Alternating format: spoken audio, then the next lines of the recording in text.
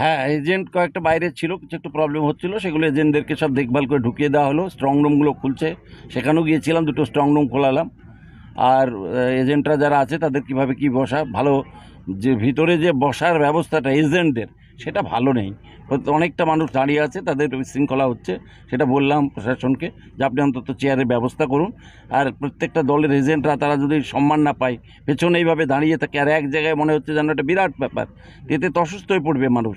সেই জন্য প্রশাসনের কাছে আমরা বলেছি যে বিষয়টা দেখুন, এজেন্টদের যাতে ভালোভাবে বসার ব্যবস্থা অন্তত হয়, ঠিকভাবে তারা দেখতে পায়, তার ব্যবস্থা অন্তত করুন। বাকি প্রশাসন কি আগে থেকে কোনো ব্যবস্থা ব্যবস্থা করেছে, সেটা প্রয়োজনের তুলনায় হয়নি আর কি, প্রয়োজনের তুলনায় কম আছে। সেই জন্য বলে আসলাম, কারণ এজেন্ট বেশি আছে, অথচ চেয়ার নাই, বসতে পারছে না, তারা দাঁড়িয়ে আছে।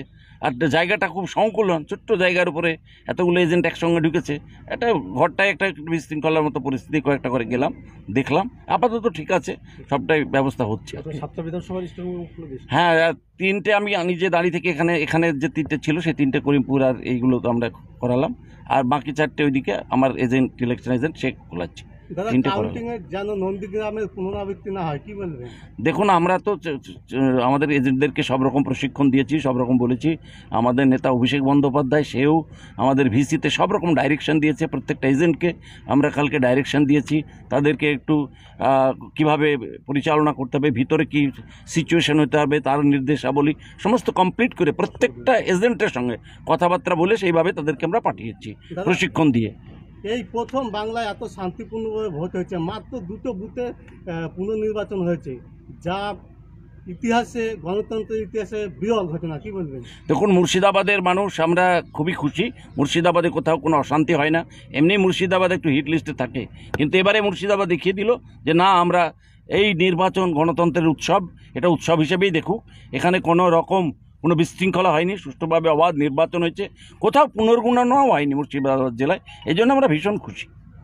পশ্চিমবঙ্গের ইতিহাসে দেখুন, এখানে আমাদের ভালো মহিলারা আরও বেশি সচেতন হয়েছে। মহিলারা যত বেশি সচেতন হবে, দেশ এগিয়ে যাবে।